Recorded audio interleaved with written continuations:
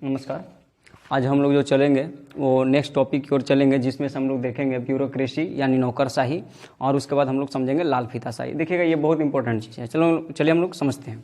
सबसे पहले ध्यान दीजिएगा, ब्यूरोक्रेसी जो है ये दो शब्द से मिलकर के बना है। एक है ब्यूरो और दूसरा है क्रेसी। ब्यूरो का अर्थ होता है डेस्क और क्रेसी का अर्थ होता है शासन। तो मतलब एक डेस्क पर अगर कोई शासन करता है, एक डेस्क पर अगर कोई शासन करता है तो उसको बोलते हैं ब्यूरोक्रेसी, और अगर बोला जाए तो उसको बोलते हैं नौकरशाही। यानी ब्यूरोक्रेसी का मतलब कुछ हो गया नौकरशाही। एक टेबल पर अगर कोई शासन करता है तो उसको हम लोग क्या बोलते हैं? नौकरशाही बोलते हैं। नौकरशाही, इसको नौकरशाही कर सकते हैं, अधिकारी तंत्र कर सकते हैं, दफ्तरशाही। इसके अंतर्गत नौकरशाही होता है, अधिकारी तंत्र होता है, दफ्तरशाही, ये सब सारे आते हैं। यानी ऑल ऑफिसर, जितना भी ऑफिसर देखते हैं, चाहे वो सरकारी हो या गैर सरकारी हो, ये दोनों ऑफिसर को बोला जाता है ब्यूरोक्रेसी यानी नौकरशाही।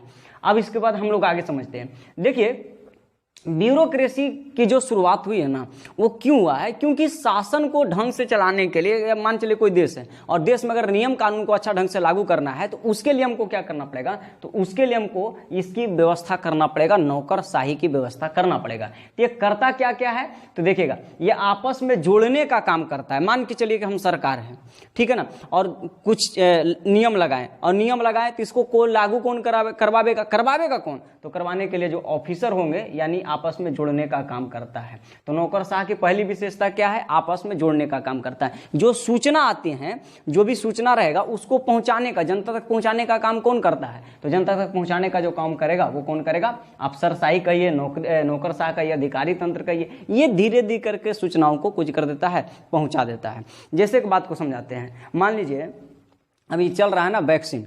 अब ये जो वैक्सीन है वो केंद्र सरकार लागू कर दिया कि सबको वैक्सीन देना है। ये देना है, लागू कर दिया, इसका मतलब सब लगाएगा नहीं।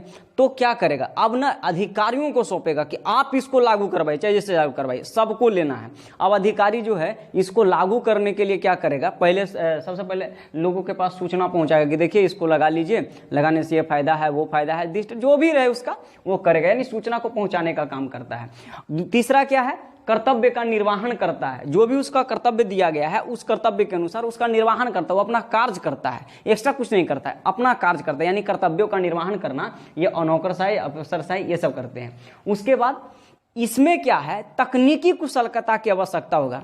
ऐसा नहीं है कि कोई भी आदमी जा करके मतलब कि सरकार कहेगा कि ये जो है इसको हम नौकरशाह बना देंगे, नहीं बन सकता है। कोई भी आदमी नौकरशाह नहीं बन सकता है, ठीक है ना। क्यों? क्योंकि उसके लिए उसको चाहिए कोई चीज़, तकनीकी कुशलता चाहिए, ठीक है ना। अगर तकनीकी कुशलता है तो उसको आप नौकरशाह बना सकते हैं, अगर नहीं है तो नौकरशाह नहीं बना सकते हैं। आप लोग को शायद याद होगा, जिसमें से मोदी जी बोले भी हैं कि अब क्या है कि कुछ कंपनियों से जो है वहाँ से हम नौकरशाह को उठाएंगे, यानी जो एक्सपीरियंस व्यक्ति होगा वहाँ से हम नौकरशाह को अब उठाएंगे। तो ये बात बोले, यानी तकनीकी कुशलता का होना जरूरी है, ठीक है। अब देखिएगा, वो जो सत्ता चलाएगा, सत्ता का मतलब अपना शासन जो चलाएगा, जो नौकरशाह होते हैं वो अपना शासन जो चलाते हैं ना, वो कैसे चलाते हैं? तो किस पर चलाते हैं? कानून पर, ठीक है ना। सत्ता कानून पर आधारित होता है। सॉरी, अधिकारी लिखा गया, आधारित होता है, ठीक है ना। सत्ता जो होता है वो किस पर आधारित है? कानून पर अधिकारी है। यानी अगर सत्ता को चलाना है तो क्या करना पड़ेगा? कानून का, एक मिनट रुकिएगा। हाँ, अगर सत्ता को चलाना है तो क्या करना पड़ेगा? कानून पर ही वो चल पाता है। यानी सत्ता जो चलता है वो कानून पर ही चलता है। उसका अपना कोनो सत्ता ये नहीं है कि अगला साल हार जाएगा, जीत जाएगा, उसको कोई फर्क नहीं पड़ता है, क्योंकि वो नौकरशाही है, ठीक है ना। वो सरकार के नियम कानून को लागू करवाने वाला है, तो इसलिए उसको कोई फर्क नहीं पड़ता है। पिछले वीडियो में हम बता चुके थे इस चीज को, ठीक है। उसके बाद देखिए क्या करता है, उच्च अधिकारी जो होते हैं, इसमें देखिएगा अब जो है नौकरशाह भी दो पार्ट में डिवाइडेड हो गया। कौन कौन? एक होता है उच्च अधिकारी और एक होता है निम्न अधिकारी। उच्च अधिकारी को करेगा, जांच कर देता है। उच्च अधिकारी का काम है जांच करना, और निम्न अधिकारी का काम क्या है? निम्न अधिकारी का है परिपालन करना, उसका पालन करवाना, ठीक है ना। वो जा जाके काम करवाएगा कौन? निम्न अधिकारी। और लागू कौन करवाएगा? सॉरी, निरीक्षण कौन करेगा जाकर के? जांच कौन करता है? उच्च अधिकारी जांच करता है। जैसे एक बात समझ लीजिए, मान के चलिए कि आपके जो राज्य है वहां पर स्कूल चलते हैं, तो स्कूल जो चलते हैं तो वो निम्न अधिकारी लोग स्कूल चलवाते हैं, ठीक है ना। वो अधिकारी, वो भी एक प्रकार का अधिकारी है, जैसे हेडमास्टर हो गया, तो वो क्या है, अधिकारी है। और जो हाई लेवल का अधिकारी आएगा वो जांच कर देगा कि ठीक से व्यवस्था चल रहा है कि नहीं चल रहा है, ठीक है ना। बिहार में ऐसा होवे नहीं करता है, अगर बिहार में हो जाए तो ढेर टीचर से फंस जाएगा, लेकिन बिहार में ऐसा नहीं है। जिसका नामों नहीं लिखे आ रहा है वो भी जाकर के स्कूल का टीचर बन गया है। तो बात छोड़ दीजिए, बिहार के तो बातें गजब है, ठीक है ना, तेरा बात ही निराला है, ठीक है। चलिए ध्यान दीजिए, उसके बाद फिर क्या है, सरकारी सुविधा। तो जो नौकरशाह होते हैं उनका कुछ सरकारी सुविधा होता है, उसका वो लाभ उठाते हैं और बहुत बढ़िया तरीका से लाभ उठाते हैं, ठीक है ना। सरकारी सुख सुविधा का बहुत अच्छे तरीका से वो लोग लाभ उठाते हैं। तीसरा क्या है, अब बताइए, तो खाली सरकारी सुविधा का लाभ उठाता है। अब सरकारी सुविधा में क्या है, उसको पेंशन मिलता है, पैसा मिलता है, उसको मंथली मिलता है। लेकिन इसमें भी क्या है ना, कि ओकर पेट नहीं भरता है, ओकरों में रहेगा कि हम कैसे लूटे। एक बात बताते हैं, समझिएगा।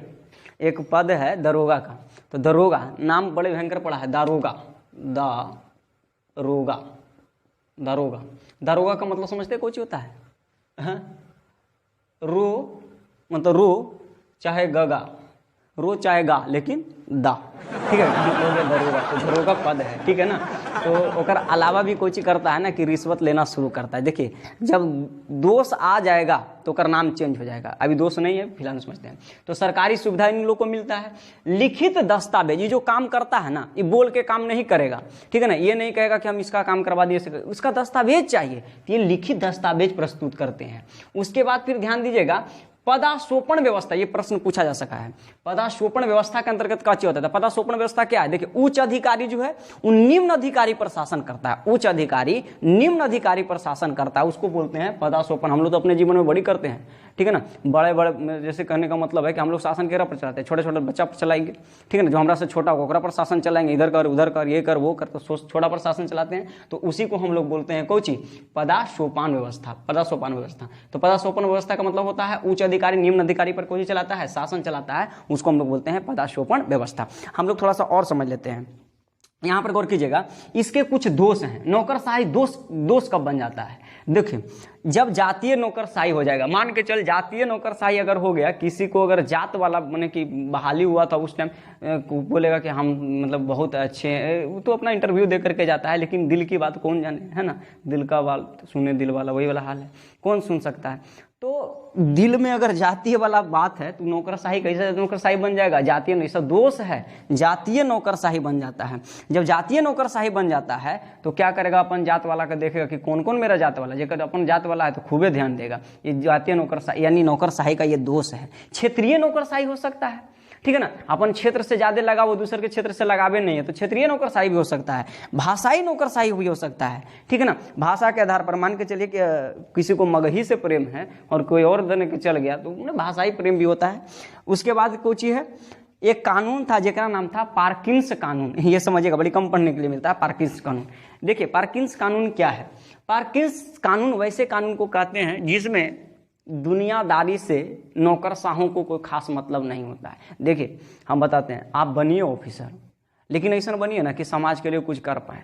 अब जितने भी लोग होते हैं यही कानून का पालन करते हैं, पार्किंस कानून का पालन करते हैं। ये पार्किंस कानून है क्या, तो सबसे पहले ये अपने काम से ज्यादा जो है अपने लग्जरी सुख सुविधा के बारे में सोचता है, उसको बोलते हैं पार्किंस। पार्किंस का मतलब हो गया अपने ही बारे में सोच, बाकी दुनिया कहीं चल जाए, भाड़ में चल जाए, कोई फर्क नहीं पड़ता है, ठीक है ना। अपना काम निकालना चाहिए, तो वो पार्किंस कानून है, ठीक है ना। अपना सुख सुविधा यानी जो भी कहिए कि उसका लग्जरी जितना भी सामान मिलेगा वो पार्किंस कानून के अंतर्गत आएगा। अब हम लोग समझते हैं लाल फीताशाही को। देखिए, लाल फीताशाही क्या है। 16वीं शताब्दी में एक आदमी था जेकरा नाम था चार्ल्स पंचम। चार्ल्स पंचम जो है 16वीं शताब्दी में ये क्या किया, कहा, देखिए ना, चार्ल्स पंचम जो था 16वीं शताब्दी में, इसको लगा ना कि जैसे बहुत बड़ा शासन चला रहा था। अब इसको एक समस्या हो गया। समस्या ये हो गया कि कुछ फाइल बने कि जैसे कि कोई बड़ा देश चला रहा है तो उसके लिए उसको क्या चाहिए, तो बहुत सा काम करना है, और काम करने के लिए क्या करना पड़ेगा कि दस्तावेज होता था। तो कुछ दस्तावेज ऐसा है कि इम्पोर्टेंट नहीं है और कुछ दस्तावेज बड़ी जरूरी होता था, और सब एक ही में फेंटा जाता था, पता नहीं चलता था। साइन करना है या देखना है कोई और फाइल को, देख रहा है जरा काम नहीं है। जैसे कि मान के चलिए कोई ऐसा है जरा 2 महीना के बादे काम है, ओकरा पहले देख रहा है, और जो काम इंपॉर्टेंट है उसको पहले देख ही न रहा है। तो बड़ी समस्या हो गया किसको, चार्ल्स पंचम को। तो चार्ल्स पंचम क्या किया, कहा कि अब कैसे काम किया जाए, अब कुछ उपाय नहीं भिड़ रहा था। तब उसने क्या किया, कहा कि अच्छा एक काम करते हैं, शासन को चलाने के लिए जो दस्तावेज है ना, एकरा एक काम करेंगे, जो बहुत जरूरी दस्तावेज है ओकरा लाल रंग के धागा से बांध देंगे। और फाइल उल देखे ना, फाइल जैसे हम लोग भी कुछ करते हैं कि जब नया नया कॉपी किताब लेंगे तो ओकरा में ना गत्ता मार देते हैं, ठीक है ना, 5 गो पिन मार दिए, हो गया, और ऊपरे में नाम लिख देते हैं, और बाद में कॉपियाँ खत्म होता है तो फाड़ करके देते कि नया के नया कॉपी है। उसी तरह से यहाँ पर समझिएगा कि जो महत्वपूर्ण दस्तावेज होते थे, तो महत्वपूर्ण दस्तावेज को क्या करता था कि लाल धागा से बांध देता था, ठीक है ना। अब लाल धागा से बांधना चालू कर दिया तो सब लोग के पूरा यूरोप में समझ में आ गया कि अच्छा जो इम्पोर्टेंट दस्तावेज हैं उसको लाल धागा में बांधा जाए। तो लाल धागा में बांधने की प्रक्रिया पूरे यूरोप में कौन सी हो गई, फैल गई। पूरे यूरोप में लाल धागा से बांधना चालू कर दिया। चलिए ठीक है, तो बढ़िया था। अब ध्यान दीजिएगा, ये पूरे यूरोप में इसको स्वीकार कर लिया गया। देखिए हुआ क्या, तो एक आदमी और था जेकरा नाम था, एक ऑफिसर था जेकरा नाम था हेनरी सप्तम। हेनरी सप्तम जो था ये दुनिया के सबसे महान आदमी यही था। ये कोची किया, अपना विवाह रद्द करवाना चाहता था, मैंने एकरा शादी से नफरत था, मेरा शादी ब्याह हो रहा था हेनरी सप्तम को, कहा कि नहीं हम विवाह करना ही नहीं चाहते हैं, ठीक है ना। अब नहीं करना चाहते हैं तो वो फाइल तैयार कर करके और भेज रहा था पोप के पास। उस समय पोप का नाम था क्लीमेंट सप्तम। क्लीमेंट सप्तम जो था उसके पास भेज रहा था, और कुल मिलाकर के 80 बार भेजा है उसको कि जरा हमरा पर ध्यान दीजिए, हम मेरा से ब्याह ना करना चाहते हैं, ठीक है ना। ध्यान ही नहीं दे रहा है, ठीक है। और जाकर के बाद में कुछ कर दिया, ब्याह करवा दिया, सुधर गया बढ़िया से, ठीक है। कहा जाता है कि बढ़िया बढ़िया लोग सुधर जाते हैं, ये कौन बड़ी भारी चीज़ है, ठीक है ना। और सुधर गया, ठीक। लेकिन ब्याह होता वही सुधरता है, बाकी लोग नहीं, बाकी लोग नहीं होता है ना, वो बिगड़ल रहता है, ठीक है। बस इधर उधर घूमते चल जाते हैं, उनका जिंदगी वहीं तक चलता है। ध्यान दीजिए, तो हेनरी सप्तम जो है विवाह रद्द करवाने के लिए पोप के पास क्या करता है, याचिका दाखिल करता है, मैंने याचिका भेजता है। कै गो भेजता है, कुल मिलाकर के 80 याचिका भेज दिया, कोई रिप्लाई नहीं। 80 याचिका भेज रहा है, कोई रिप्लाई नहीं। समझ में आ रहा है ना, कैसा लगेगा आप समझ रहे होंगे, ठीक है ना। बहुत लोग समझ रहा है कि जब उधर से रिप्लाई नहीं आता है तो होता कुछ, दिल पर कुछ बीतता है। इधर से भेज रहे हैं, उधर बिजी बता दे, तो रिप्लाई देखिए अगर नहीं आएगा तो कितना भयंकर हो जाएगा। लेकिन एक बात कहते हैं, ठीक है, जिंदगी इतना से नहीं चलता। अगर रिप्लाई नहीं आवे लाइफ में, ठीक है, तो कभी टेंशन नहीं लीजिए, ठीक है। लड़की है कौन बड़ी भारी चीज़ है। एक सीधे से एक शेर है, उसको सुनिएगा। तू नहीं तो कोई और सही, और नहीं कोई और सही, बहुत लंबी है जिंदगी सनम, एक तू ही थोड़ी, ठीक है, बहुत लंबा जिंदगी। यहाँ पर ध्यान दीजिएगा, तो विवाह रद्द करवाने के लिए भेजा, 80 याचिका दाखिल किया, विवाह रद्द नहीं हुआ, ध्यान नहीं दिया गया। तब कहा गया कि ध्यान दो, अगर कोई महत्वपूर्ण फाइल को नहीं देखता है तो उसको कहा जाएगा लाल फीता शाही। ऑफिसर अगर महत्वपूर्ण फाइल को नहीं देख पाता है तो उसको क्या बोलेंगे हम लोग, लाल फीता शाही बोलेंगे। वो लाल फीता शाही हो गया। उसके बाद ध्यान दीजिएगा, तो क्या होता है कि लाल फीता शाही की शुरुआत वहीं से हो जाती है। यानी अगर नौकरशाह, देखिए यहाँ पर ध्यान दीजिएगा, नौकरशाह अगर लापरवाही करना चालू कर देगा तो कहलाएगा लाल फीता शाही। नौकरशाह लापरवाही, लाल फीता शाही।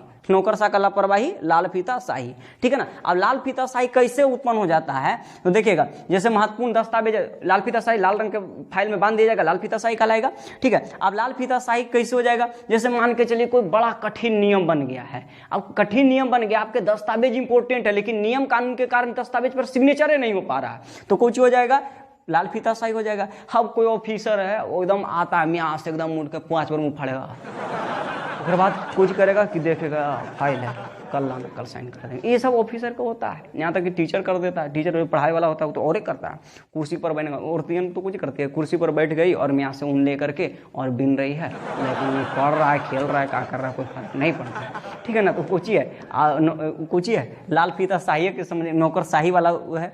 तो नौकर लाल फीता शाही कैसे हो जाता है, तो नियम अगर कड़ा हो गया तो फाइल जो है उसको सिग्नेचर करने में लेट हो गया, फाइल का सिग्नेचर करने में अगर लेट हुआ तो लाल फीता शाही। अब ध्यान दीजिएगा, अगर कोई आलसी आ गया है ना, कोई अगर ऑफिसर आलसी है तो करवे नहीं करेगा तो भी लाल फीता शाही। उसके बाद कोई चीज है कि अगर लाल फीता शाही क्या करता है, देखिए लाल फीता शाही भ्रष्टाचार को बढ़ा देता है, जो अभी होना चाहिए। हम जैसे ही जाओगे ना, जैसे यहाँ तक कि हम लोग बिहार उहार में ऐसे करता है, अगर जातीय आवासीय बनाना है तो कहेगा बनाना है, निकाल 200 रुपये जाती, कल 1 घंटा में तब जाती, अब बताइए, तो 1 घंटा में वो जाति दे रहा है तो भ्रष्टाचार को बढ़ा रहा है ना, पैसा लेकर के 200 रुपया लेकर के। तो कुछ होता है, भ्रष्टाचार बढ़ जाता है लाल फीताशाही से। उसके बाद कुछ है, समय की बर्बादी हो जाती है। मतलब कि ऐसे समय की बर्बादी हो जाती है, मान के चलिए आपका काम करना था जल्दी और होता है बहुत लेट से। यही कारण है कि समय की बर्बादी होती है, यानी लाल फीताशाही है। और इस सब जितना जो देखे के मिलेगा ना, वो सब सरकारी कामे में मिलेगा।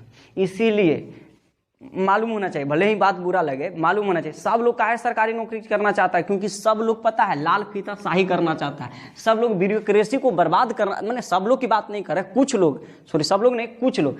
और ये कुछ लोग का मतलब होता है कुछ ही लोग हैं जो अच्छे हैं, ठीक है ना। बाकी जो होते हैं ना, जो किस लिए सरकारी नौकरी उसको चाहिए, क्योंकि वो जान रहा है कि सरकारी नौकरी में जाएंगे, लाल फीताशाही का काम करेंगे, इंपोर्टेंट कागज रहेगा, करवे नहीं करेंगे, घूस लेंगे, घूसखोरी करेंगे, यही सब काम बचेगा सब लोग का, ठीक है ना। यही कारण उसको सरकारी नौकरी चाहिए। और जब लड़का या लड़की पक्ष वाला होता है, वो कहता है ना कि हम ब्याह करेंगे तो सरकारी के कौन बहुत बार से ब्याह करेगा। देख तो ये लाल फीताशाही देश के सिस्टम बर्बाद कर सकता है ये। लेकिन हाँ, जो ईमानदार ऑफिसर है उनके लिए नहीं, ईमानदार ऑफिसर बहुत अच्छे होते हैं, ठीक है ना। लेकिन ये जो बर्बाद करने के लिए सिर्फ बना ही इसलिए है कि ताकि हम पूरे सिस्टम को बर्बाद कर सकें, तो वो लाल फीताशाही है। अब ओकरा बोलता है कि बहुत महान है, ओकरा से ब्याह करेंगे, देख ले ब्याह करके, ठीक है ना, जिंदगी ने बर्बाद कर दिया। तो कहना ये जब देश को भ्रष्टाचार कर सकता है तो लड़की कौन सी गली की दिख रहा है, समझ रहा है ना, तो ओकरो बर्बाद करके रख देगा। चलिए एक बार फिर से समझ लेते हैं ब्यूरोक्रेसी को। ब्यूरोक्रेसी के बारे में फिर से समझते हैं। ब्यूरोक्रेसी क्या है, ब्यूरो और कृषि से मिला है। ब्यूरो का अर्थ होता है डेस्क और कृषि का मतलब होता है शासन। और ये शुरुआत कहाँ से हुआ था, फ्रांस से हुआ था। ब्यूरोक्रेसी की शुरुआत फ्रांस से हुआ था। इसको कौन कौन सा क्या क्या बोला जा सकता है, नौकरशाह बोला जा सकता है, अधिकारी तंत्र बोला जा सकता है, दफ्तरशाही इत्यादि बोला जा सकता है। इसमें ऑल ऑफिसर आ जाते हैं, यानी गैर अधिकारी और अधिकारी दोनों आ जाते हैं। आपस में काम इसका कुछ आपस में जोड़ने का काम करता है, सूचना पहुंचाने का काम करता है, कर्तव्य निर्वहन करता है। उसके बाद तकनीक कुशलता है, सत्ता जो है कानून पर आधारित है। उच्च अधिकारी निरीक्षण करेगा और निम्न अधिकारी पालन करेगा। उसके बाद सरकारी इनको सुविधा मिलता है, लिखित दस्तावेज के रूप में ये काम करते हैं। और पद सोपान होता है, इसका मतलब है उच्च अधिकारी निम्न अधिकारी पर शासन करता है। दोष क्या है, जाति वाला नौकरशाह रहेगा तो दोष है, क्षेत्रीय नौकरशाह करके देगा तो दोष है, भाषाई नौकरशाह दोष है। और एक पराकिन कानून बताए थे जिसमें कुछ होता था लग्जरी सुख सुविधा का मतलब है, किसी और से मतलब नहीं है। अगर मान के चले कि इसमें भ्रष्टाचार बढ़ा दिया, ब्यूरोक्रेसी में यानी नौकरशाह अगर भ्रष्टाचार बढ़ा दिया तो करता क्या है, लाल फीताशाही आ जाता है। लाल फीताशाही की शुरुआत कब हुई, 16वीं शताब्दी में चार्ल्स पंचम के द्वारा हुआ था। और चार्ल्स पंचम देश को चलाने के लिए, अपने शासन को चलाने के लिए महत्वपूर्ण दस्तावेज को लाल धागा में बांधना चालू कर दिया। जब लाल धागा में बांधना चालू कर दिया तो उसी वो क्या हो गया, लाल फीता हो गया, लाल फीता से बांधा गया तो लाल फीता हो गया। और ये पूरा यूरोप इसको स्वीकार कर लिया। और यूरोप का प्रभाव भारत में भी पड़ जाएगा तो भारत में भी लाल फीताशाही हो जाएगा। तो हेनरी सप्तम जो, जैसे एक उदाहरण बताए थे कि हेनरी सप्तम जो है विवाह को रद्द करवाने के लिए पोप के पास 80 गो याचिका दाखिल किया था। और 80 याचिका किसके पास, क्लीमेंट सप्तम के पास, पोप उस समय वही था उसके पास। लेकिन कोई याचिका पर सुना नहीं गया, तभी उसका नाम धरा गया लाल फीताशाही। ऑफिसर जो है ना वो काम नहीं कर रहा है, लाल फीताशाही हो गया। और लाल फीताशाही की शुरुआत कुछ होता है, अगर नियम कड़ा हो गया तो, आलस अगर ऑफिसर में है तो, भ्रष्टाचार को बढ़ाएगा रहा तो, और समय का बर्बाद कर रहा तो, ठीक है ना। ये सब लाल फीताशाही। और अधिकांश काम किस में होते हैं, सरकारी कार्य में होते हैं। तो चलिए ये 2 चीज को हम आपको समझा दिए हैं। नेक्स्ट हम लोग मिलेंगे। और अभी बहुत से जो है संविधान में, देखिए अभी ध्यान दीजिए, संविधान में जो है और बहुत से ऐसे क्रिटिकल पॉइंट है जो लोगों को समझ में नहीं आता है, इसकी चर्चा अक्सर होते रहती है। तो चलिए ठीक है, आई होप ये समझ में आएगा, ठीक है ना। मिलेंगे हम लोग नेक्स्ट वीडियो में, ठीक है।